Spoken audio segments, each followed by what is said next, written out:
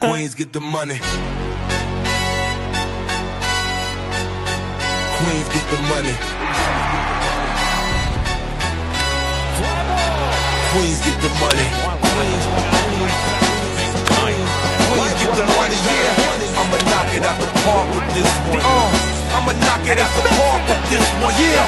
I'ma knock it out the park with this one. Queens get the money. Queens get the money.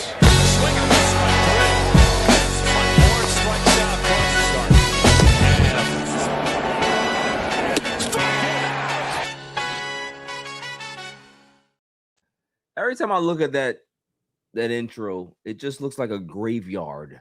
Yeah, basically. Of what could have been. Like, you know what I mean? Like there's a what do you call it? The headstone of the 2026 Mets. That's what that intro resembles to me and symbolizes. This team is dead. Yeah. Anything that could be dead, it's dead. So, Tom, my friend, how are you doing? Good to see you. I am sorry that you actually had to watch that fucking game.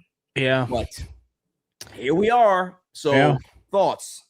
Well, admittedly, I did something I rarely do. I turned off the first game. After that got like completely, I could have turned it off earlier, but after that got completely out of hand, I turned that one off. This one, like I was never really confident that they were going to pull this game out anyway. I saw Sean Manaea was starting, and I was like, all right, well, I know where this is going. Yeah. And I got my hopes up. I was like, all right, look, they're hitting a little bit. And then it was just error after error after error after error. I was like, okay, there we go. Okay, they scored a couple of runs, but this is the Mets team that I've been seeing all year, if not worse at this point. It's crazy that somebody's going to write a book called The Worst Team Money Can Buy Part 2.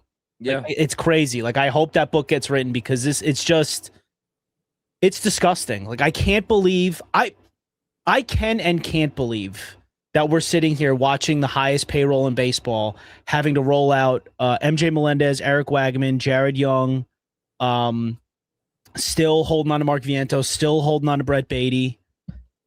Having to pitch Kodai Senga. Still telling me that Kodai Senga's got it. Still telling me that David Peterson's got it. Like Sean Manaea. Sean Manaea. Like I just like. This is a New York baseball team. I understand this is the New York Mets. I understand there's a stigma. Mets gonna Met. You said it in our group chat. I understand that exists, but this is not what the highest payroll in baseball should look like. And we saw it coming. Like we talked about it in the offseason that like the lineup on paper looked good. I was talking to my brother about it today. The lineup on paper looked good, but what was the one thing that we all said was going to derail this? Injuries. Oh yeah. This lineup has a lot of guys that don't play baseball. Right. Like a lot of fringe players. Not even fringe players and guys that just simply don't play. Great. Jorge Polanco, professional hitter. That guy can hit like crazy. That's awesome. Doesn't play. But David Stearns got asked about it in his presser yesterday. Usually his first game at homestands. Yep. And they still don't have. They expect him to play again this year, but we have no idea when that's going to be. You have no idea. He ran a little bit, and we don't know if he's gonna actually be able to run again because he might flare up right after a little jog. Like Luis Robert Jr. again had a couple good seasons, one really good season. For the most part, doesn't play. And you expected both those guys to be big contributors in this lineup. Francisco Alvarez, our guy, said we needed him this year. Doesn't play, and then just swings at balls 12 feet out of the strike zone. Like Marcus Semien shouldn't play. Shouldn't play. It should be a coach. Like if you really want to. If you want to be attached to the game, retire. Coach, man, you don't got it. Marcus Semien at this stage of his career should be a bench player. He should be a guy that plays 2 or 3 times a week. No more than that. Yeah, agreed. I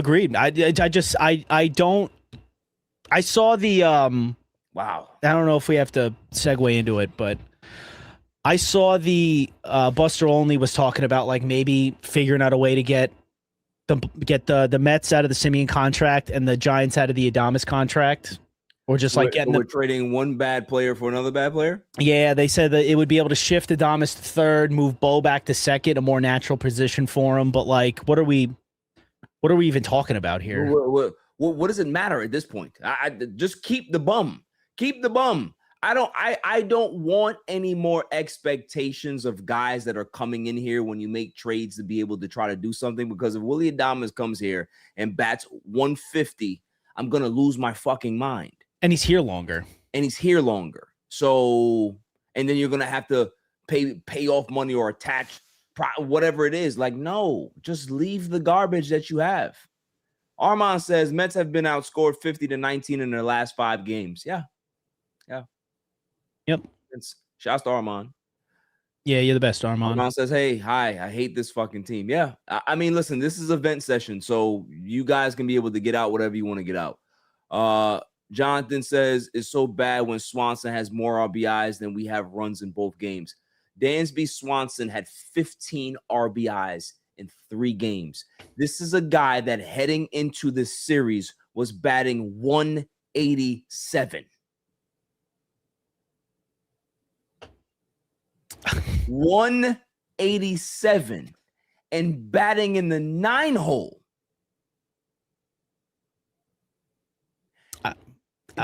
This is what I'm trying to say. So when we have been screaming at the top of our fucking lungs for the entire season, and I've been saying that this fucking pitching staff has been garbage since day one, that he never addressed it the way he was supposed to. Nobody could have ever thought that Freddie Peralta was going to be this bad, right? No. So you can't, that's not Stearns' fault, because this is a guy that has been very good over the last 3 seasons in regards to Freddie Peralta. You can't chalk that up to Stearns. That's not his fault. What I can blame Stearns for is relying on Sean Manaea, is relying on David Peterson, and relying on Kodai Senga. Yeah. That's what I can blame you for. I can't even blame you for Nolan McLean looking the way he does, because none of us saw it coming that he was going to get tattooed like this. Because here's the thing with him is that if you notice, and this has been a trend for this fucking Mets team all season long, they get 2 outs of the inning very smoothly. They give up a ton of runs with 2 outs every game. Just go ahead and go look. If there's a stat for it, Armand, please go ahead and try to find that for me. How many runs have the Mets given up when they're up 2 outs in an inning? Because every time they get shelled and they have these big innings, it's always 2 outs. And Nolan McLean has been victimized by this shit all season long. You get the first 2 outs and you can't close the inning out. It's super frustrating. It's crazy frustrating. If it's not an error, it's a bad pitch. It's a middle pitch. It's a wild pitch. It's something stupid that happens that a professional baseball team should not fucking go through. No. David Stearns said it when he was asked about the pitching in the presser, that a lot of their guys just aren't throwing enough strikes, and it's clear. All they're doing is losing. It's an organizational problem, though. Yeah, no, it's absolutely because all of them. No, exactly, all of them. It's every single pitcher. The thing is, it really sucks that the Clay Holmes injury really ruined this rotation, because I think that was the absolute breaking point. Because you're right, nobody could have expected that Freddie was going to be this bad here. No. I'm so glad they didn't just throw a 7-year contract at him. Thank God. I think we could have expected McLean to struggle a little bit, like hit a little bit of a rookie wall, because it is his first full year, but you didn't expect him to be this bad. You thought he was going to be okay. He could be a solid 2 or 3. And then Clay Holmes looked really good last year. So a solid like 1, 2, and 3 of Peralta, McLean, Holmes looks good. Like I thought when the Peralta trade was made, I was like, okay, David Stearns, you did do something to address the pitching thing. I'm not gonna hold my hands up. That's great. Awesome. My issue at this point is when we're this far into the season, I don't know what that answer is. It's his job to figure out what that answer is, but it's for sure not David Peterson and Kodai Senga. No. You can tell me going into the year it's going to be David Peterson or Kodai Senga for 4 or 5, and then we're going to figure out what we're going to do with Sean Manaea, figure out if we could stick him in the back end of the rotation. I'm going to be like, okay, I think I can live with that. I'll have a little hope that Senga can recapture some of that magic from before he was hurt, and I'll hope that we can get David Peterson in less high leverage situations. We can just maybe he can capture some of that all-star potential again. Maybe Sean Manaea can do this long relief thing out of the bullpen. Maybe Sean Manaea could spot start here and there. But at this point, and a month ago, you can't tell me that you're expecting Kodai Senga and expecting David Peterson to just all of a sudden turn it on, because they're not gonna. And not make a fucking move. Like, like how can you look at this rotation and honestly say to yourself, yeah, we're gonna stand pat and see what happens. Everybody that has 2 fucking eyes could have saw what was gonna happen. Yeah. Honestly. Like, we knew that outside once Kodai Senga started to wane after those first couple of starts, he never looked good again. Well, I understand. I understand because going into the season, I was okay with this. This on paper before we start pitching and fielding and hitting, I was okay with that. I was like, okay, that looks rather manageable. You know what I mean? I wasn't. I was very hesitant because it's the back end. It's the back end of the rotation, and I thought that the stabilizing force was going to be Freddie, McLean, and Holmes. The big 3, yeah. But then once we start moving into the season, Holmes goes down, and we're going to have to start relying on David Peterson and Kodai Senga. Like, sure, couple starts in the beginning of the year. If they don't have it, okay, I'm cool with you sticking with them. But when we're starting to get to the point where we're halfway through the year and we're still telling us that Kodai Senga and David Peterson have what it takes to be competent major league starters, like, I'm not an idiot. Like, I'm a Mets fan. I'm not that stupid. And also, too, like, are you noticing what I'm noticing here, Tom, is that when we had Ernest Dove on the show, what did he say? He said that there's some rumblings that there's a problem organizationally within the Mets organization. You're trying to tell me that you have no one ready. There's no one within the entire organization that is ready to be inserted into your lineup for certain situations like this. Even if it was a September call up, no one looks ready, Tom. No one. But even still, like, I don't. I don't know how, even if David Stearns doesn't fully think that any of these guys down in the minors are ready to come up and make those starts, I don't know how David Peterson's spot and Kodai Senga's spots come up in the rotation and you pitch them again. But that's what I don't know. Like, remember, I don't know how you just give that to bullpen games. They gave Zach Thornton 1 start. Yeah. You give him. I would rather see Zach Thornton get shelled than see David Peterson again. Because at least I know that a young guy, right? He got some stuff. He can be able to figure it out, and you keep him here, and then boom, boom, boom. Like, young pitchers are going to get hammered at times. Sometimes they're gonna do well because you don't have a lot of tape on these guys. But I'm okay with riding with young arms than the dead ones that you have here. Agreed. David Peterson is dead. Like, his arm is dead. Kodai Senga's arm is dead. It's been dead for 2 years. Dead. So you're trying to tell me that those 2 dead bodies are better than the young players that you have in the minors? That you can't just give them the opportunity? We're bad anyway. That's ultimately how I'm feeling. Like, anyway. we're like, regardless on how these young guys are right now, the bottom of the rotation is incompetent. They're not major league players. They take the mound, and you can assume that they're going to spot them like they're going to spot them like a 4-run lead. Right, think about it, right? Kodai Senga has that clause in his contract where he has to be asked to be put down to the minors. Kodai Senga, at this stage of his career, he is a minor league pitcher. He's a AAA pitcher. He's not a major league pitcher. He's not a bullpen guy. Or a bullpen guy. David Peterson might be a bullpen guy. He's not a major league pitcher. He's not a starting pitcher. So you got two guys at the back end of your starting pitching staff that are minor leaguers. Give me the minor leaguers then.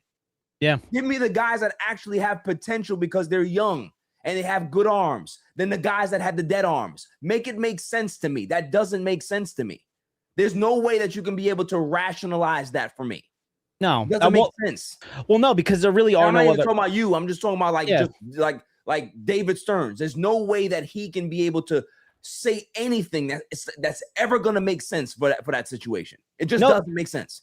No, because there really is no other. It doesn't look like there's a really clear option that you could make to fill in one of those starts. Because sure, we can put Tobias Myers as a starter, but we've kind of seen that this year. It's not gone well.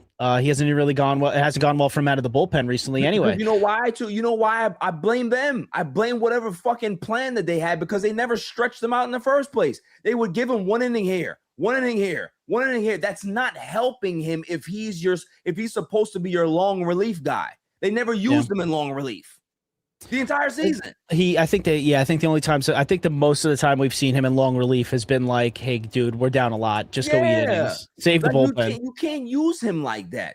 If anything, you should have stretched him out all spring training and had him ready so he can be a hybrid starter. Yeah.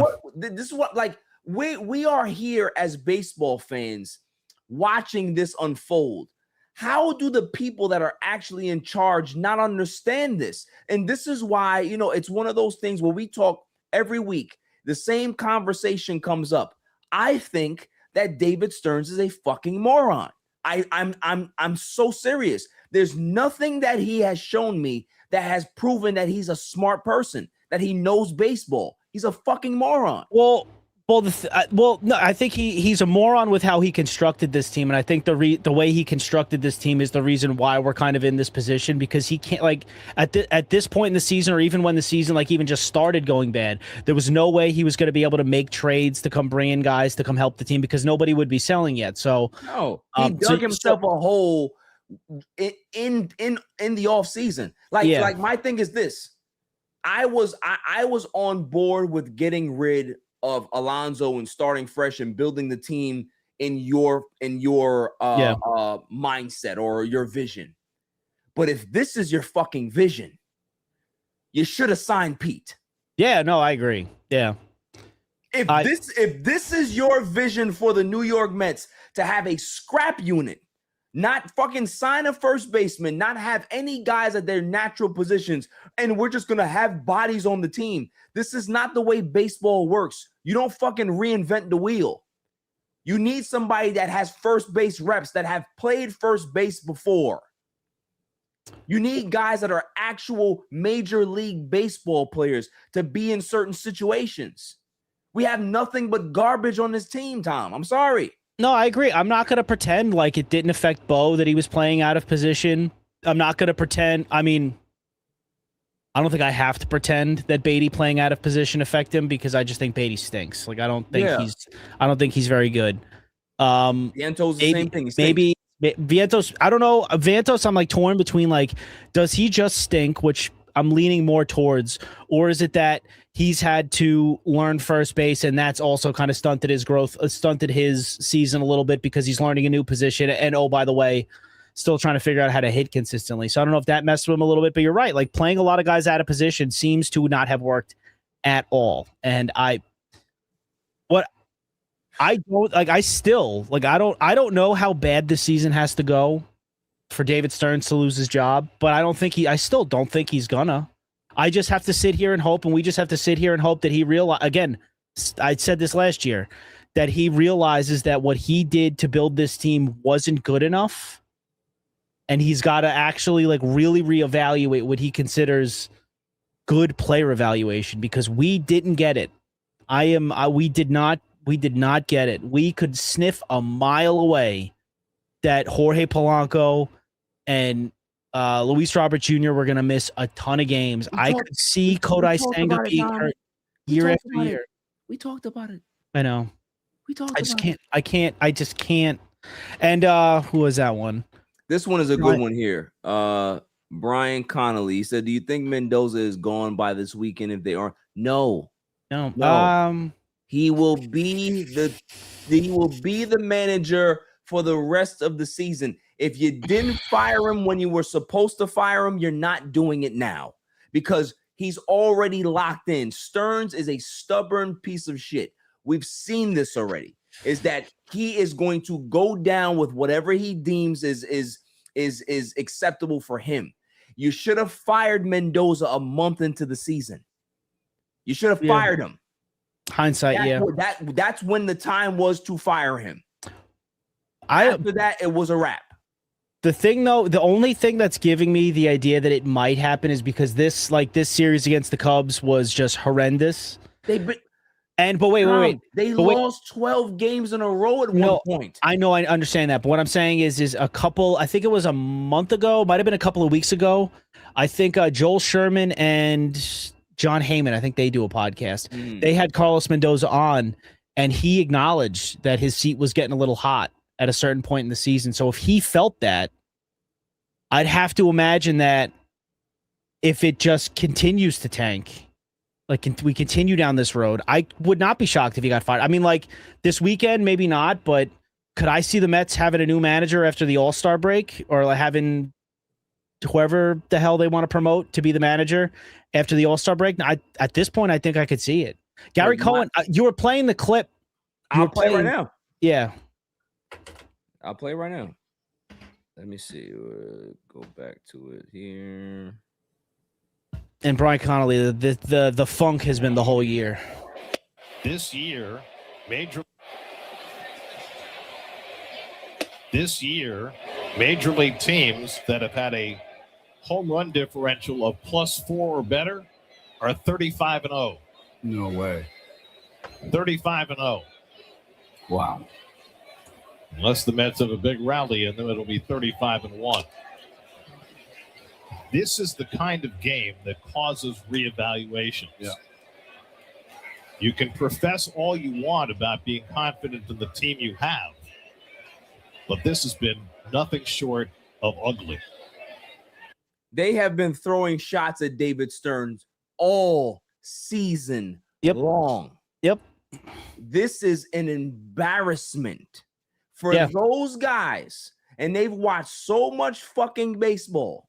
For them to sound like this in the booth, it's beyond a disgrace at this point. He has, listen, I have been one of the people to not sound the alarm of like, oh, listen, you Met fans don't get too crazy about a destroyed organization and all this other stuff, blah, blah, blah. I'm like, listen, we came from the Wilpons. Things were bad under the Wilpons. So like, let's not go crazy here. But I don't see many positives here, Tom. Listen, you can go talk to me about this minor league guy and this. I don't see positives here outside of little sprinkles of things, Benj, Ewing, but there's nothing. This is a dead franchise right now. It feels dead. How is that possible? I mean, the only bright spots on this team right now is Carson Benj and AJ Ewing. Even though Benj dropped the fly ball today, those two guys, that's what this season is about. It's about whatever young guys we end up seeing this year. If it goes beyond just Benj and Ewing, it's what can we get a glimpse of that they might provide us in the future? That's what this season is now, because they lost their 6th straight to the Cubs, so they're going to lose that tiebreaker with the Cubs. And just another one. Not that the playoffs actually matter. To just forget about the wild card. You know what I mean? So that's I'm gonna channel my inner Jim Mora. Playoffs. But I want to get back to that comment. The coach isn't the problem. It's Stearns that's the problem too. As a New York Giants, I'm assuming that's a New York Giants fan named Joe Shane. Oh well, look, it's a collective issue. It's not just David Stearns. It's not just Carlos Mendoza. It's the both of them. Sure, I agree with you most of the season. I think Carlos Mendoza got shafted, and he got given a roster that's full of guys playing out of position that are also injury prone. And I know the rotation was going to be a little better than it is, but I could see the writing on the wall, and I see Carlos Mendoza managing games with Eric Wagman, MJ Melendez, and Vidal Brujan at some point in time. So I understand that it's not all his fault, but this team looks, like Barry said, it looks dead. It doesn't look motivated. It looks like when a team commits as many errors as they did today, that means that their heart is not in it. That's a coaching problem. Yep. Sure, the players are bad, but I've seen bad teams still perform defensively and not do something that we haven't seen since the inception of the Mets. You know what I mean? Like 1962, the Mets were an embarrassment in 62. Well, how many games they lost? 120 something? A lot. I already told you about how I feel about Carlos Mendoza. I think he's a substitute teacher. I do not think he is a manager in name only. He's not a manager. He's not a manager. He's not. Not now. No, not now. It never worked to me. Maybe he'll be a good manager down the line. Maybe, but once he learned about his failures. Once he's kind of sat there for a while and kind of reassessed certain things. Yeah, I'm sure he can be able to develop that, but he is terrible. And at this Mickey point, Callaway, terrible. I think he's a step above Mickey Callaway because he could at least hand in a correct lineup card. But I like, again, at this point, like since we can pretty much put to bed the idea of like the Mets making a managerial change and like sparking the team to go on a run. Yeah, that's over. That's over. Mendoza's just got to get fired. Give me Kai Correa if you want to, just because something has to be done. Like, you can't just be complacent in this. You can tell me, again, all you want, that we believe in this team. We believe guys are going to play to the back of their baseball card. We believe that it's coming. If we don't see it, what's the reason? You tell me. I said it last week. You tell me that this team's good enough to win. Okay, great. Awesome. Why is it not happening?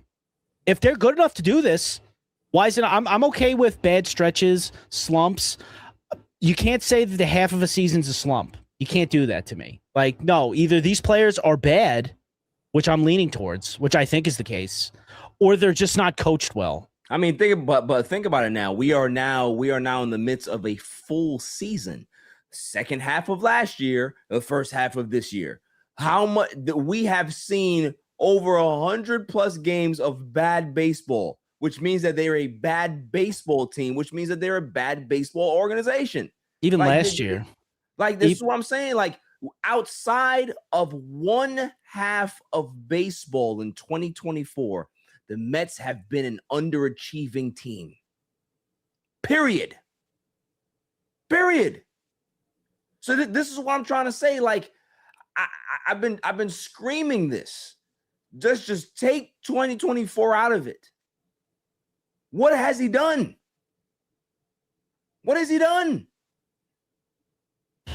Nothing.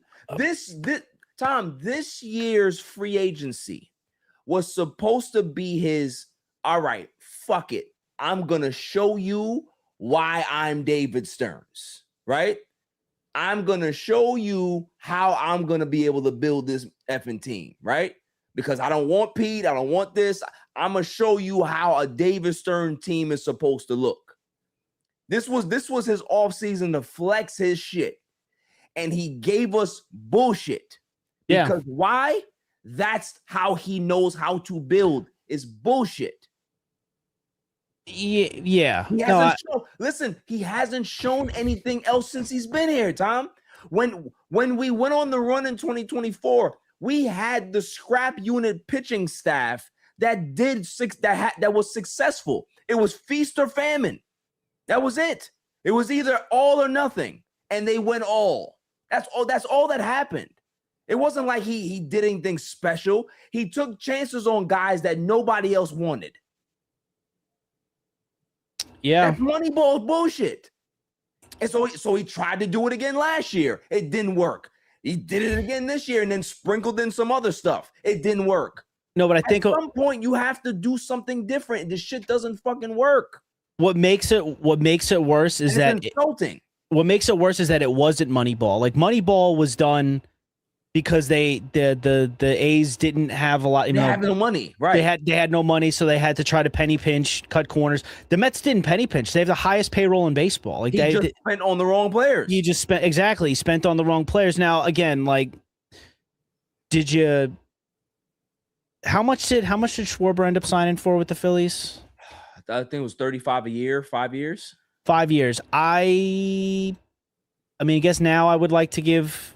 I guess I'd give him that, but I understand not wanting to give guys that are older like long-term deals. I guess I understand that, but again, I don't understand that when you're telling me, don't worry, we're not going to give these guys these deals. We got Mark Vientos. You know what I mean? Right. We got. But that's what I'm saying. Like you chose Mark Vientos over guys like Ryan O'Hearn. Yeah, how's he been doing? Fucking stupid. How's he been doing? Let's take a look. I do this every week. I do my Ryan O'Hearn check. Ryan O'Hearn stats. Has he fell off the table yet? He's batting .285 with 11 home runs, 44 RBIs, and an .809 OPS. Oh, sounds about right. And plays a good first base. .285. Huh? What do you know? What do you know? Now let's take a look at Mark Vientos. Mark Vientos, what are your stats right now, my friend? You got a .257 on base percentage, a .390 slugging, and a .646 OPS. So Ryan O'Hearn wouldn't have been better than that. You know, like a real guy that could play that position. Oh, a real first baseman? First baseman that actually plays the position? Yeah. Another thing, like when we talk about the pitching, like I don't know who the Mets could have went out and gotten that would have filled that spot, because Framber. Framber. I guess so. Framber. He was out there the whole fucking offseason. You could have got Framber Valdez. The guy goes 7 innings. You have nobody in your fucking pitching staff that can do that consistently. I don't give a fuck how much of an asshole he is. He can pitch. He's pitching to a 3.91 ERA. Yeah. 75 strikeouts, 4 and 5. You listen, if we had a Framber and a Peralta pitching to 3.9 ERAs, I would take that over the fucking garbage that we have in the back end of the bullpen. Well, you'd still end up having that issue because one spot though instead of 2. No, you'd still have to. Because Framber would move up to Clay's spot because Clay's hurt. So you have Framber, you have Peralta, you'd have McLean, and oh yeah, you're right. No, you're right. It'd be better. That's what I'm saying. Yeah. I'm an idiot. You would have you would be fine at this point. You'd be fine with this point, but that's my thing is that he does not spend on the players that you should. Because he wants to. Because again, I think David Stearns wants to build this team through the farm system. Then when are they going to be ready? Then. Well, that's the thing. Is like he wants to build it through the farm system. That's why he didn't sign Framber, because they would have lost another draft pick. Because I think they lost one for. Who'd they lose one for? Bo. I think Bo had the compensatory pick or something that was attached to him. F them picks, bro. We don't. No, I agree. Care. I agree. I guess I agree with you, because if David Stearns has done one thing good, at least it's bringing some young players. Because it doesn't matter if we're doing it from the international pool. Like we're gonna bring in good players. I don't give a fuck about compensatory picks. Just get good players in here. I agree. Fucking payroll. I hate that shit. Like if you're Milwaukee, you worry about compensatory picks. This is not fucking Milwaukee. I agree. At this point, I definitely agree, because I'm done with that shit. I'm done with that fucking mindset of gotta save. Fuck that. Like this is We have the biggest payroll in the fucking game for the last 5 years. Who gives a fuck about compensatory picks? Yeah, especially when baseball's a sport where the guys that you take are probably like 2, 3, 4 years away. You know what I mean? They're 4 years away from being 4 years away. Yeah. Fuck. I mean, Carson Bench and AJ kind of skyrocketed through the system. So did Nolan McLean. Then so I mean, you never know. You never know, but it's a crapshoot. Is what You're I'm right. saying. I'm not saying that you should have a shitty farm system, but it's a crapshoot. Brett Beatty was the number one he was like a top 3 prospect in baseball 5 years ago. But look at him now. Beatty strikes me as a guy that's going to find success once he gets out of here. I hope he does. He's a good kid and he's passionate, but he can't. I always say that you need to like have a different vetting system for players that come in here. Like put them on a fucking lie detector machine or some shit, and show them some stuff that's New York based to see how they handle it. Because if they're fucking heart flitters and shit, then we don't want you. We don't want you. We want stone cold killers here. You know what I'm saying? Because the guys that are here, I'm so confused. I don't even know what to say anymore. I just don't want to watch. I just don't want to watch anymore. How long did Framber? We do this show because we love it, but I don't love the Mets right now. No, I definitely don't. And Framber for 3 years, $115 million. I would have signed up for that. Ain't shit. I wouldn't have had Dylan Cease though, Armand, because I don't know if I'm giving. Didn't Dylan Cease get like 7 years? Yeah, he got a big deal. I don't think I would have done that. Ranger Suarez would have been nice. Suarez ought to definitely did. What did he sign? Well, how's he doing right now? He's in Boston right now, right? He's in Boston, yeah. He's pitching to a 2.93 ERA, 70. Yeah, I would have taken Ranger, absolutely. And he was out there for the entire offseason too. Yeah. What was his contract? Wasn't that bad. Especially for a guy that we thought was a soft tosser. You know what I mean? 5 year, $130 million. I don't know if I want to give Ranger 5, but you don't have any pitching.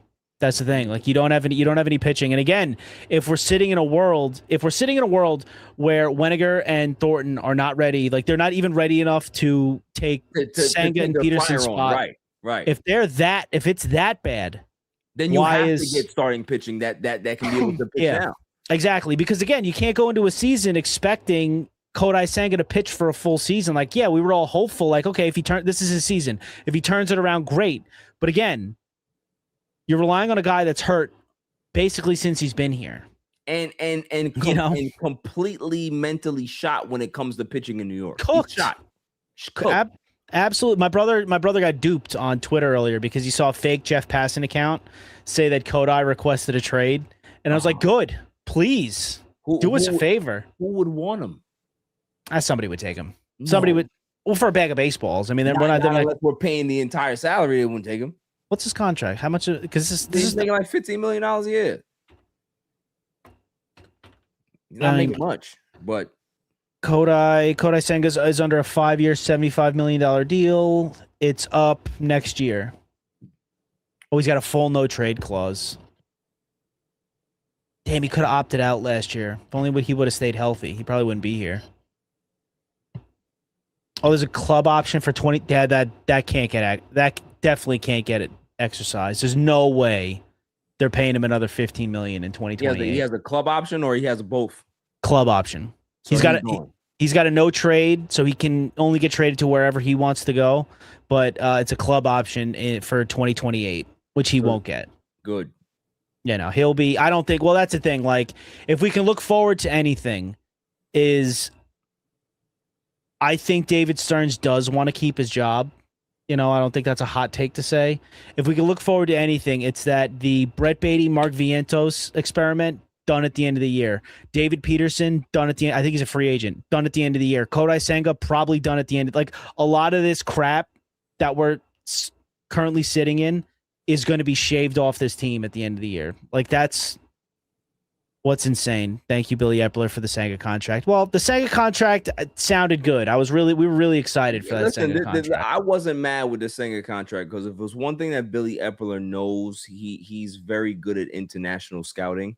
He's the one that kind of. I'm not giving him credit for Shohei Ohtani. Helen Keller could have told me that Shohei. I don't Ohtani care. You have to give him the credit. Okay, he's the one. No, a blind person could have seen that. Okay. He's the one that did it. Yeah, he's the one that made friends with him. But I mean, like anybody could have seen, wow, that Shohei guy is going to be pretty good. But I mean, look, Kodai he almost won Rookie of the Year. Yeah, he was top 5 in Cy Youngs that year as well. Yeah. So it started off well, and it just fell apart. Like can't stay healthy, and like I said, he's mentally checked out. So let's go ahead and go talk about this. This David Stearns presser. What did you take away from that press conference? I am just so glad we talked about it a little bit. I got the one question in. I talked about it last week that I wanted somebody to ask him about his player evaluation because he was going to rely on guys like Polanco and Luis Robert Jr. When they had injury histories. And he basically said that he, in layman's terms, I guess he's paraphrasing, he said that they're going to have to reevaluate how they assess injury risks. But like, again, we could have seen that stuff coming a mile away. Again, we were all for them moving on from Pete and Nimmo. That looks like a bad decision now. But the one thing that they have that's different than the other guys they brought in is that Nimmo and Pete played every day.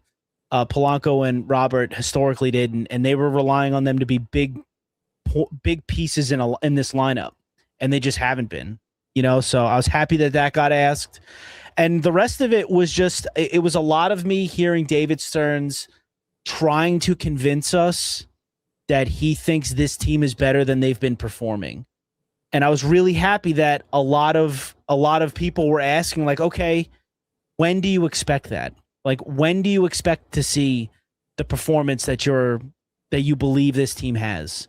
And he doesn't have an answer for it because you can't predict that. Either this team's going to decide to play better baseball or they're just not. And they're just not, Yeah. I'm over here looking through the transcript as well myself. And this one right here jumped out to me. Just what conversations have you had with Steve Cohen about his frustration level, but also more specifically, what approach do you want to take at the trade deadline? And he's frustrated. We're all frustrated. I expect us to do better than this. And that to me is just like, there's the flawed mindset in the way he thinks and how he builds, is that he really, honestly, to the core of him, thought that this was going to work. When we tend to call Met fans a little irrational at times, a little emotionally unstable at times, but if there's one thing that I will always give the Met fans credit for, is that they know baseball. And they're one of the most knowledgeable fan bases out there. And there's not many Met fans that actually believe that this shit was going to be good. You might have had maybe like 25% of people that actually believed in it. Then you had another like maybe 10 to 15% of people who convinced themselves that, hey, listen, I'm a Met fan. We're gonna ride with it. Moves are gonna be good. I'm gonna throw roses over these moves because I want to be as optimistic as possible. Right? We fell into that category. Yeah, hell yeah. But then you had the other side of the fan base who was rabid as hell, who were pissed off not having Nimmo here, not having Alonzo here, McNeil is gone, all of these homegrown guys, and it's just like, this team is not going to do well. So we're going to sit here and just wait to see what happens. We're going to wait to see that this shit won't work. There's a lot of Met fans that just never believed in this team from day one. Never. I talk to one every day. My dad didn't believe in them ever. My dad hasn't believed in them since last year. Yeah. And it's like, how can you blame them? You can't. You can't. You can't argue with them. You can't try to rationalize or try to rationalize dumbass moves, because when you feel something in your core, like, yo, something ain't right, dog. Like, just something just doesn't feel right. And I'm not gonna like back off my feeling about this shit. Most Met fans came into the season with that. So I agree. The thing is though, like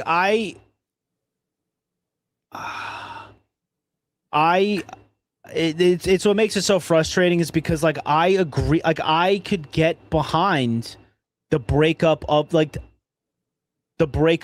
team. Like I think regardless of whatever moves the Mets made, I don't know if there definitely would have been moves the Mets could have made that would have made Mets fans who miss Pete and miss Nimmo think like, okay, this team's going to be better next. Or I don't think really many people miss McNeil, but I'm sure some do. I think not to cut you off, but I think even if Pete was here, right? If Pete was here, 20 home runs, just penciling 20 home runs, 55 RBIs, right? 245 batting average. If the Mets were still 10 games under 500, how would Mets fans feel? If the record was still the same, how would they feel? That's the question that I always ask people, because you're okay with being bad just as long as your guys are here. Yeah. So that doesn't necessarily mean that you're wanting success for the team. I don't give a fuck who's here. I want a product that looks like a competent baseball team. Yeah. That's what I want. And I don't fall in love with players and homegrown. Yes, you had your guys in the history. I love David Wright. I love Lindor. I love all these guys. Piazza. That's cool. But at the end of the day, I want to win. Yeah. So if he was willing to blow this shit up because he felt that core wasn't going to win, cool. Go find me one that can. But this shit right here is a hodgepodge unit. That's my point, is that if you came in with a competent looking team, I would have more confidence in you.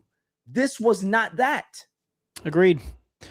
No, that's the thing. Like I had confidence going in, but again, all of those terrible things that we anticipated in the beginning of the season ended up happening. But it's funny that you say that, because the two questions that jumped out at me. Next time I do this, if I transcribe the things, I'm gonna do my best to go back and label the one. No, not even label. Label some of the big ones. Yeah. But I want to put the person who asked the question. Oh, right. Because I don't know who asked this, but it was my like second favorite exchange of this, because it could have been Javi Rose. Javi Rose. No, it was a female reporter. I don't remember her name.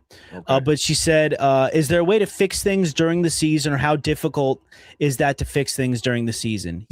David Stearns replied, yeah, the word fix, I don't think is something that I'm going to think about. I'm thinking about how do we get our players to play up to their potential, because in large segments of our roster, I don't think we've seen that this year. She follows up immediately after he finished that sentence, says, so how do we get them to play to their potential? And he said, I think if we had the exact answer on that, we would have done that. I think it's a constant process with our coaching staff, working hard with our players to get the most out of them they possibly can. Okay, we're halfway through the season. What are we talking about that we're waiting for this team to play up to their potential? Maybe wait till game 130? Yeah, maybe this is their potential. Right. Maybe the team that you've been watching all year is the team you've built. Correct. And let's talk about that. That's a great point. What is the cutoff for somebody to actually look at what they have in front of them and accept it for what it is? Right? If you're in a fucking race with a shit car and everybody else got great souped up engines and you don't, and you keep falling in fucking last place, at what point do you say to yourself, my car is not good enough to be able to win this fucking race. Rather than I'm going to keep racing this car and we're going to keep figuring out. And at some point I'm going to get there. No, like the fucking car is obsolete. It's not good enough to be able to compete. Mm-hmm. So at what point does that sink in for him? Game 125, 130, 150? When does it sink in? When you're actually out of the fucking playoffs? I don't understand that answer. And that's the thing that bothers me about David Stearns is that he's full of shit. He really is. And that just shows you how much he's full of shit. I think, and it's funny, again, that you say that is because somebody kind of sort of asked him something similar to that. They asked him, like, what's your, like, do you have a cutoff date? Do you have a record? Do you have a vibe of the team? Like, do you have a moment? He couldn't answer it. No, he said his deadline for making decisions on where this team is going to go is August 3rd. I think it was August 3rd. Whatever the deadline is. Whatever the day the deadline is.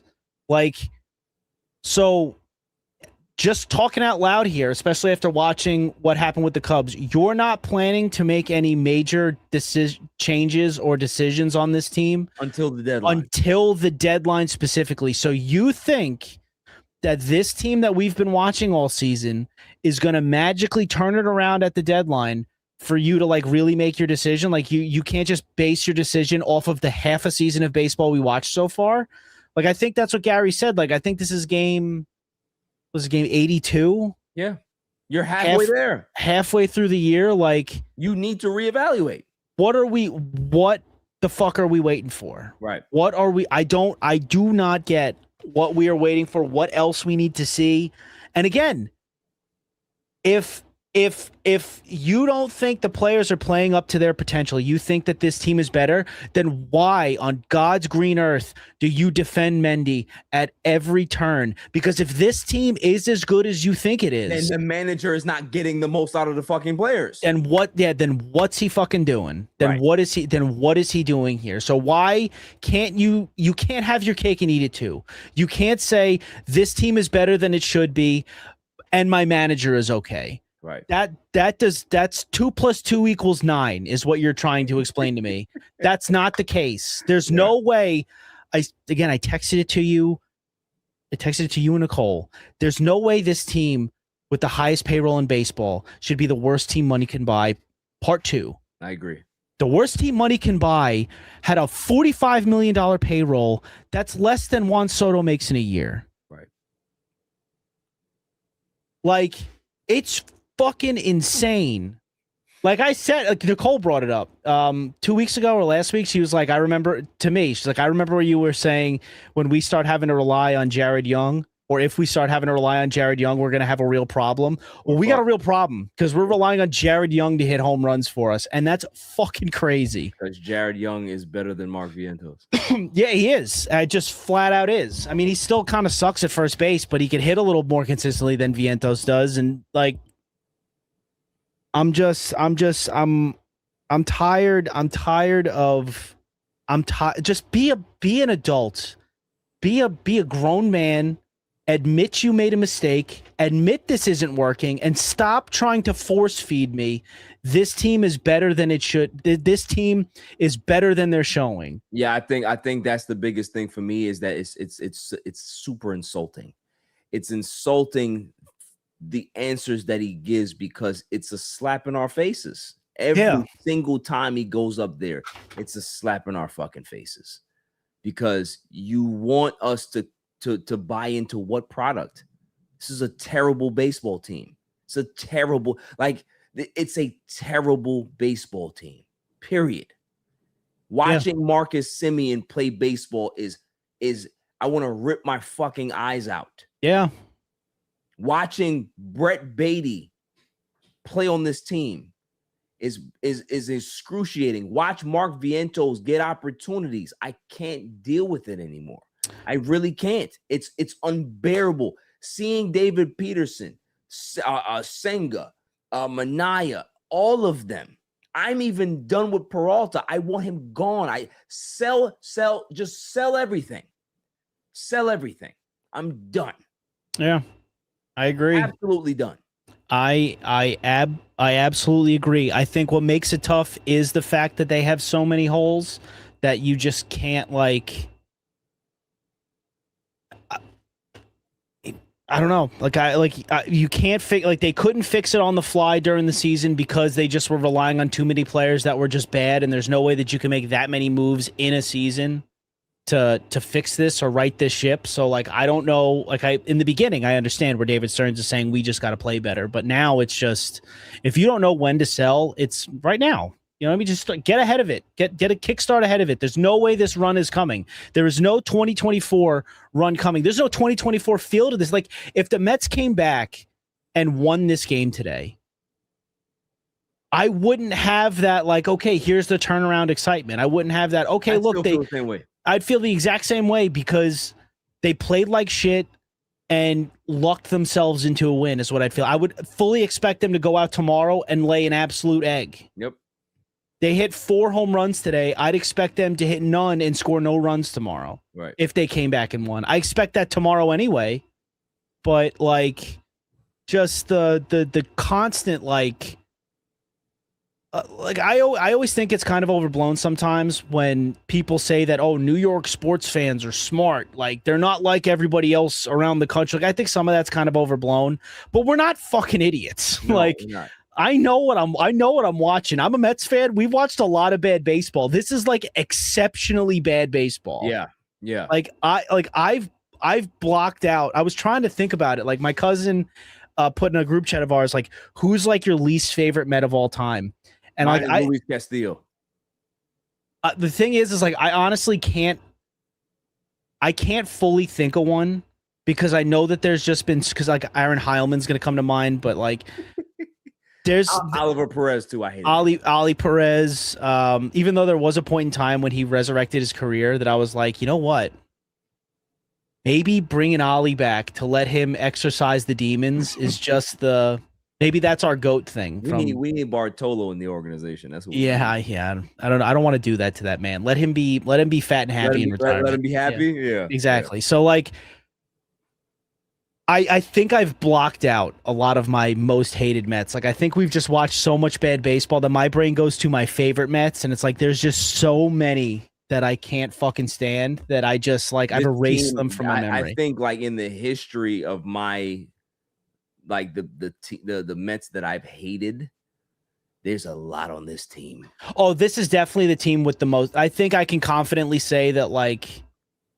Okay, maybe I can't confidently say there's been some rough lineups, but this right now is the most recent one I can remember where I hate a good portion of this. Yeah, I can honestly say with confidence that I hate this team.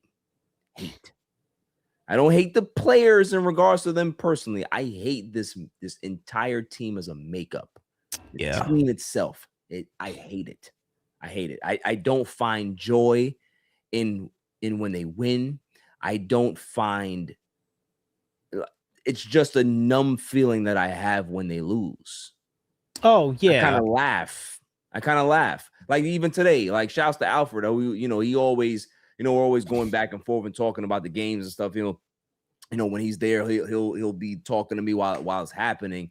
And he's like, oh man, BG, we're up 3-0. I'm like, okay. And then the lead will be going. I'm like, okay. I don't expect anything.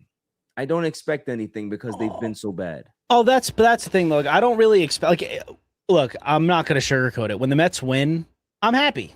You know what I mean? Like, if they would have come back today, I said all that stuff before. Like, I'd still be happy. But like, would I be confident that this is going to mean anything? No. But I got to watch the Mets win. I do like to watch the Mets win. So like, I'll never be disappointed in that. I just like. So like, I don't know. I just want to feel better about it. Like I want to feel more excited. Like again, it's when we have seasons like this, seasons that essentially are going to mean nothing in the end. I look at baseball.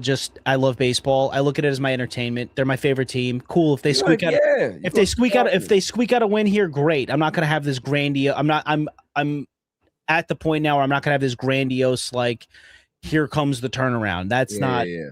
I'm just going to enjoy it for what it is, a moment in time where the Mets won a game. Yeah. You know what I mean?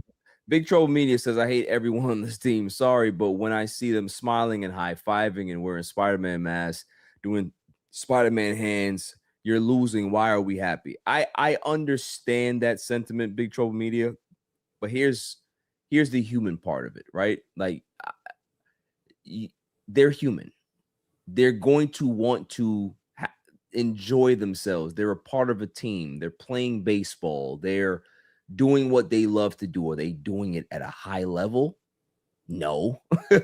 But do they get a chance to be human and smile? You know, like Lindor made an error today and he smiled, right? Because it's one of those things. It's like, come on, dude. Like, what are we doing, right? Like, it's more about not smiling because he's happy. It's about, like, get out of your head. Like, you know what I mean? Like, you gotta be better than this type of thing. And when you're in that dugout with people and, you know, you're enjoying that camaraderie, sometimes those things can turn around, or sometimes it's just one of those, you're just going through the motions. I think the Mets right now are just going through natural motions of a baseball season. Yeah. And we're not even in the dog days of summer yet. And that's the most excruciating part of this, is that we're not even in the dregs of the season and we feel like this. Yeah. It's really bad. I will say, I do think they need to table the home run celebrations and stuff for when they're getting smoked. Like that, I think we need to cool it on that a little bit. It's tone deaf when you're losing. Yeah. Spider-Man hands, like on the base pads, like if you hit a double, I'm cool with that. You know, have the passion, have the fun, because you're right. They do got to be, like, you want them to be like a, you know, a well-rounded, like not well-rounded. That's the wrong thing. Like a connected team. You know what I mean? You want them to have fun. Them to build chemistry. Exactly. I want them to have fun. But I'm more mad that they ruined the Spider-Man celebration. Like that's. And the thing is, they wasted a good one. They wasted a good one. They got it from a nice little girl I think it was a girl or a little boy that gave Soto the mask. Like, this is such a good feeling thing, right? Yeah. And they stink. They wasted it. Like, I love Spider-Man, like putting on a Spider-Man mask to celebrate like home runs if they were like winning. You know, if that was it would have been awesome. If that was the new sign, that would have been the greatest thing. I freaking love Spider-Man. Yeah, remember we were talking about it that they need to do a lot more Spider-Man things with the actual team. Hell yeah, I see beer leagues with more. I agree with you on that. I definitely agree with you. Like, with that. Listen, Big Trouble Media, we are in agreement in regards to, like, you know, we're frustrated as fans and you want to see a lot more passion out of them, but I'm not gonna sit here and stew over players laughing and having fun in the dugout. Like, I've been a part of some bad basketball teams in my life, right? But at the end of the day, I love my teammates, so I'm going to crack jokes and have fun with them. Is it always a time to laugh? No, because we understand this the importance of winning and making sure that we're playing at a high level, but that's not going to get to me. Like, what gets to me is consistently looking terrible and having bad fundies. Bad fundies makes it seem like you're not working hard or you're not focusing hard. That bothers me, right? Give me somebody who strikes out 5 times than a guy that's going to kick the ball around the diamond 3 times. That to me is a bigger issue that I have than you know, celebrations and shit like that. But I'm in agreement with you. Like, it's not fun right now. And if we're not having fun, then sometimes you feel like they shouldn't be having fun. I get it, but I hope they're not having fun. I hope they're not having fun being this bad. I hope that they honestly. I think half of these players don't give a fuck. I agree. I think a lot of them. Did they look? I mean, at least like dugout and camaraderie aside, in the field they look dead. You know what I mean? Like Bo looks like shell shocked. Marcus Simeon looked like he just looked lost today. Yeah. You know what I mean? Mark Vientos just like look like Mark Vientos. Yeah, every time he boots a ball, you just see it on his face. He's like, "Oh my god, I just booted another one." You know, like these guys are. And again, and even if they are checked out, guess what? That's another knock on Carlos Mendoza, because he can't keep these guys motivated and can't keep these guys' heads in the game to perform at a high level. And that's my biggest thing, man. That's my biggest thing, is that we had an opportunity to be able to move in another direction with the manager. When we look back at this season, Tom, and we go ahead and we do the autopsy of this season, because we will do that at the end of the year. The biggest turning point for me was the 12-game losing streak that you allowed him to go through that and still survive that and still be here. There's no fucking way that you can end the season the way they ended last season, right? Complete collapse. And then come back this season and have a 12-game losing streak and keep your job. There's just no fucking way. Even if I like you as a manager, I have to get rid of you. I agree. To be able to say we are starting fresh. Whatever happens after this is whatever happens, but we're going to make this move because we need to make a change. It's just like last season, right? The team was completely dead. You had a chance to fire Chavez. You didn't do it. Just to do it, right? They weren't hitting. They weren't doing. You should have did it just to make a change. Because sometimes just making that small change can be able to just clear guys' heads and them having to refocus. Yeah, or at least give them a sense of urgency. Give them a sense of urgency to show them, you see what we just did to the manager? Nobody's safe. Yeah. You guys did that. Right. Well, he probably you did guys it. got him fucking fired. I didn't. Yeah. So the fact that none of these players believe that there's a sense of urgency, of course they're going to fucking kick the ball around. Of course they're going to come to the fucking ballpark and not look like they give a shit, because there's no consequence. Mm-hmm. There's no consequence. Nope. I can be able to do whatever the fuck I want because there's no consequence here, because I have a substitute teacher of a manager that does not, there's no ramification. There's no discipline here. There's no discipline if I kick the ball around. I'm not gonna get benched for the next game or whatever the fuck it is.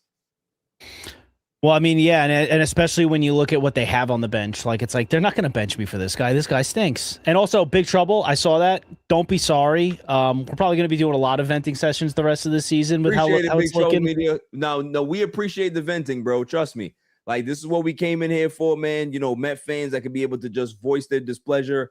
I love it because it's raw emotion. We care about the team. I can see that you care about the team. You're very passionate about it. Salute to the sub, man. Like, this is what we do. You know, we are human.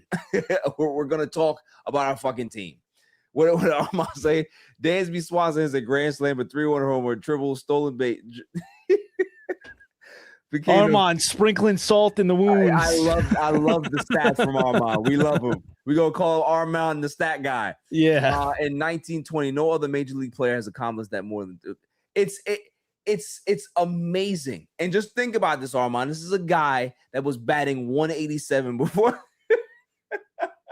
the fucking series. 187.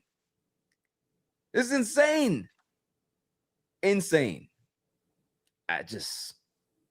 That's before World War II, by the way. Yeah. Yeah. So I don't know. I am just like, I honest to God, I got to admit, like, I did laugh a little bit at the end of this game because I didn't watch the David Stearns press conference until I transcribed it, because I was like, it's just going to make me mad. I can't do it. And then I was like, you know what? We're doing a show. Let me turn it on. I'll listen to it. I didn't listen to Mendy. When I said it's going to piss you off. Yeah, I didn't listen to Mendy. I didn't listen to Mendy because I couldn't do it to myself. I couldn't do both of them. No. I went and listened to Stearns, and I'm listening to it as they're losing, like as the game is ending. And I'm like, that's just so fucking funny that he just had a whole press conference yesterday talking about how we need to get this team to play better. And then they do that in a double header. I was like, this is hilarious. Like, if you don't eat your words and just start firing people tomorrow, I don't understand how you get any respect around the league or in your own locker room because I don't really think he has. Listen, I'm not gonna speculate that. You know what I mean? I'm not gonna speculate that, but he just comes off as a person to me that just does not have that human connection. Just doesn't. Yeah. You know what I mean? He's just very matter of fact and very, very numbers based. And I don't think that that's a good way to run your organization when everybody just has a barcode to you. I agree. I saw something about players voting on the Mets not being a bad organization. I can't find it. I should have saved that tweet. I'm talking. It was players like outside of the Mets. Like it was players around the league. Players around the league. They didn't. Like I think it was like 11 of however many players they asked said that they didn't think the Mets were a bad organization. But it's easy to say from the outside. Yeah, like that's the thing. It's like a lot of baseball people are perplexed at the Mets. Perplexed. Shouldn't be though. No, but they're saying they're like, yo, we didn't even think that they were gonna be this bad. And these are like the experts, right? So there's something to that. I don't think the players hate being in this organization. There's a lot of changes that Cohen has made, but the end result is still the same. When you don't win, things suck. You know what I'm saying? Like, yeah. It's that simple. I don't give a fuck how nice your amenities look. I don't give a damn what you do in regards to players' families, where you put them. I don't care about none of that shit. When you don't win, it doesn't matter. What's up? Look what Armand said. Thank you. I can't fucking believe that. I hope he starts tomorrow and kills us. Oh my God, that's so fucking funny. What do we get? I don't know. I mean, a bag of baseballs? I don't know. I don't even care what we get. Yeah, the Chicago Cubs. We just saw that, don't know. Chicago Cubs traded for David Peterson. His turning his career around in Chicago. He's going to pitch to a 1.9 ERA. That's crazy. Good. Start the selling. Start the selling. Yeah, so now what do we realistically in the David Stearns brain and the Carlos Mendoza brain, who's going to take that spot? I know the answer. Senga. Sean Manaea. Well, Sean Manaea was already in the rotation. What? It's Freddie. Freddie. Yeah, man, Manaea's been in the rotation last 3 starts. Yeah, I forgot. No, I thought he was still like filling in for spots. No, yeah, so it's Freddie, Nolan.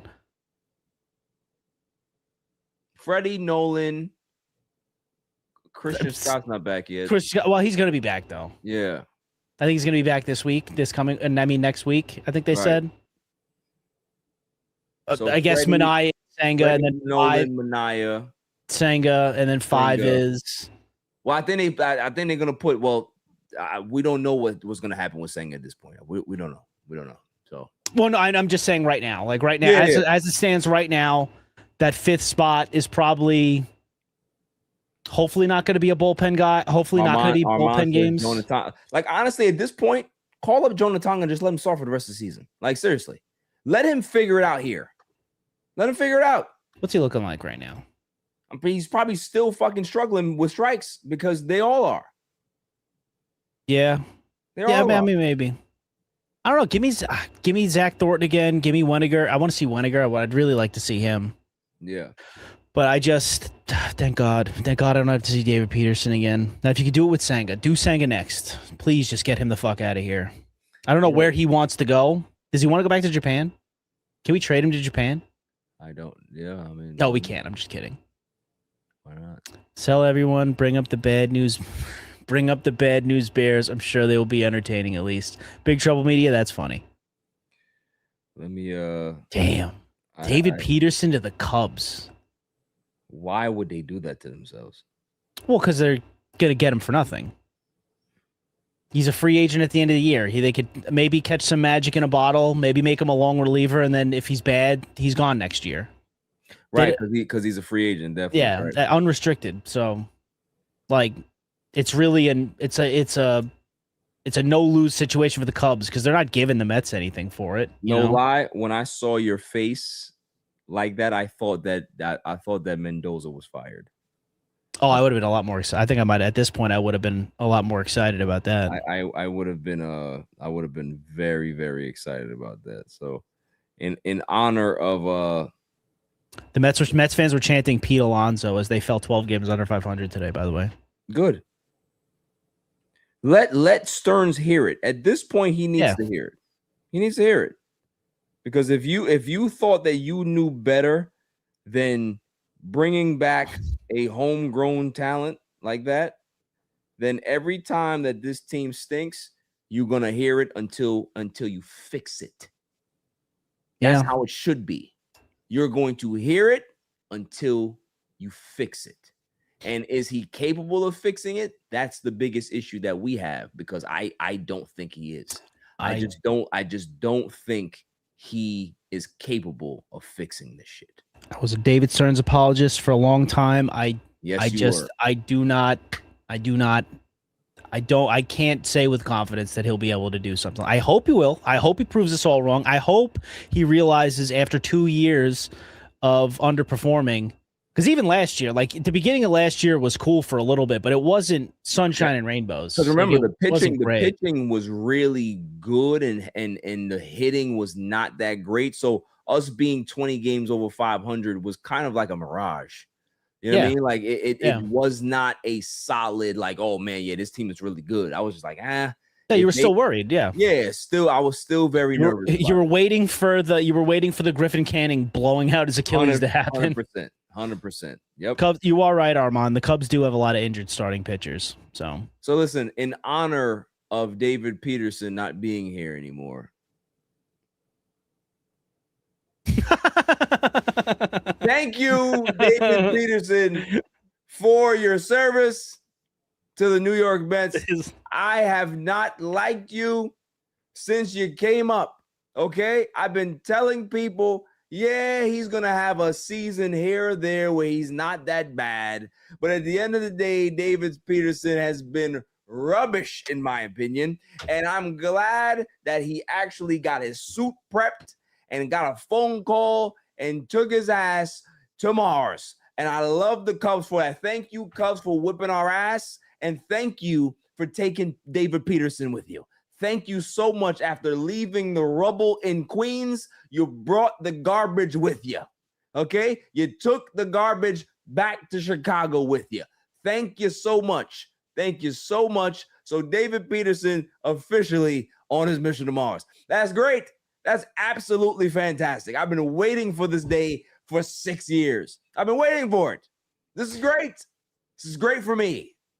So, again, appreciate you with the updates, Armand. The Mets are getting Cole Mathis back in the deal, who's a third baseman in high A with the Cubs. He's kind of got, if you Google it, he's got Napoleon Dynamite face.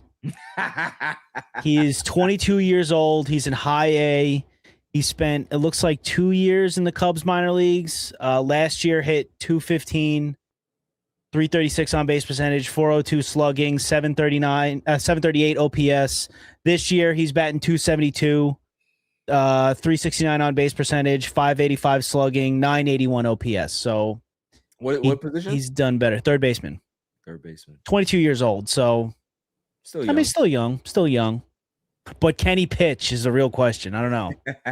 But can he pitch? Big Joe, can he pitch? Exactly. We don't. Our position players are not bad. It's well, they are bad, but I'm talking about minors.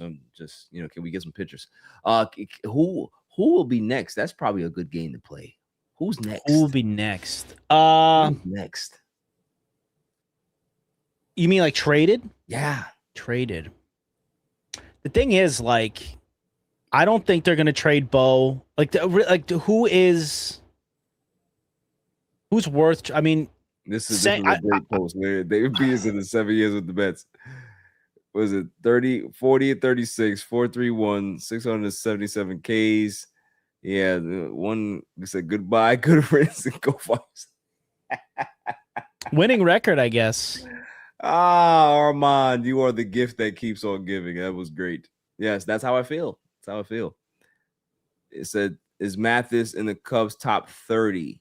That's a great question. Is he a top 30 prospect? Cubs top 30 prospects 2026.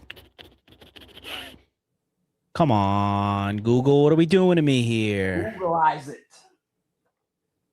No, I don't want. Yeah, there we go. Top 30 prospects for the Cubbies. It's not giving it to me. Oh, because I have to have a subscription at Baseball in America. Get out of here. Them. Screw them. We don't want your subscription. Okay? No. We're gonna pirate it. He is. Does not look like he's a top 30 prospect. Big Troll Media says it's going to be Mr. Met. Mr. Met stays, okay? Yeah, we get to keep him. You keep him and bring back Grimace. Where's Grimace? Yeah, I'm not seeing him on here. No, it's the projected lineup. These Google is not doing me any favors today. Maybe you can type his name in to see where he falls. I think honestly, if I'm gonna have a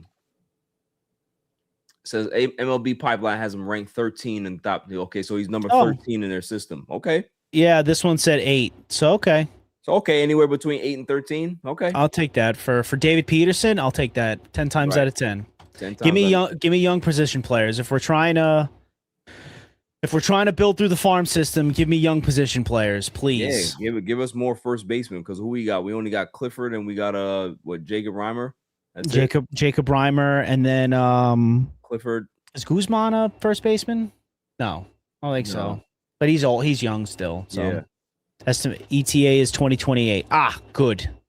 That's only 2 years. That's only 2 years. So 24, 25. So yeah, I mean, listen, that's all right, man. The more talent we get, the better. So again, I think the next shoe to drop would be AJ Minter. Oh, that's a good one. I think AJ Minter is going to be able to fetch a pretty penny because. But that's the thing. Like I think they were willing to get rid of David Peterson at this point because there's no way you can look a Mets fan in the face and tell me that we're trying to win something with David Peterson taking the mound again. I still feel like if we start seeing trades now, I don't think we're going to see the full sell until we get closer to the deadline. Probably true, but we're just playing the game. I think Senga might be gone. I think if they could find a suitor for him, I think Senga might be next because you just can't do it. Because I think we're gonna see some of these guys that just are not cutting. I think we're gonna start seeing some of them get traded before the deadline because can we see a Brett Beatty going? I fucking hope so. I don't know. I don't need to see him anymore. There's a lot of teams that can use Brett Beatty, honestly. A guy that can't play a guy that can play a decent third but can't hit it all. At least they have some type of bench guy. That's true. You know what I mean? He strikes me as a guy that'd be really good in Colorado. Yes, he'll be good anywhere that's not a big market. Yeah. Same thing with Vientos. I think Vientos might end up falling into a 45 home run season at some point in his career. Yeah, in Vegas for the Athletics. Somewhere. I don't know why. I look at Mark Vientos and I just see an Athletic for some reason. I have no idea why. The other baseball purgatory. You see him playing in a minor league stadium. That's what it is. I think he hit home runs there. Yeah, he hit well in AAA. Hey, look at the guy has 10 home runs, 39 RBIs so far this season. I'll literally take just about anything for David Peterson. Yeah, I agree. Well, listen. That's a good way to end the show. David Peterson, again, let me go so ahead long. And thank you for your service. Thank you for your service, David Peterson. That is a terrible picture. Like he smiled so bad. I did it on purpose. I took the worst one. I took the worst one on purpose. Okay, you get out of here and you never come back. Okay. Yeah. There's not going to be a video package for you, David Peterson. Oh, he's definitely getting one. He won't get one. Okay. I'll make sure I write a very angry letter. Okay. Don't you ever have a video package for David Peterson, because there are no highlights for me when it comes to him. Okay.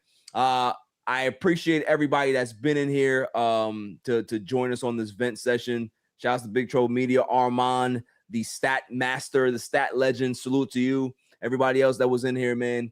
We'll be here next week. We'll be here next week, because if there's one thing about us, we are going to show up more than the Mets will. We are always going to have our A game. We're always going to come here and bring fun, bring entertainment, bring the passion, bring the heart, everything that we have as Met fans. We always poured into this show because we care. So, we're always going to bring it. And any final words, Tom? Good riddance, David Peterson. Yeah. And to kind of steal a line from Bill Goldberg, Kodai Senga, you're next. I wonder what we get for him. Kodai? No, probably nothing. I mean, well, if we got a top 30 prospect for David Peterson, Kodai, I think Kodai's younger. Is he? No, I think he's older. Really? He might be. He's in his 30s. Kodai Senga is 33. I think Peterson's 30. 30, yeah. All right, so he is older. All right, so maybe not as much.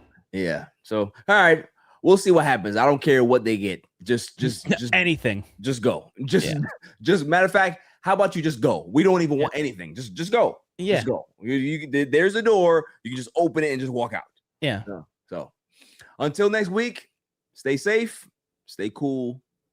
Peace.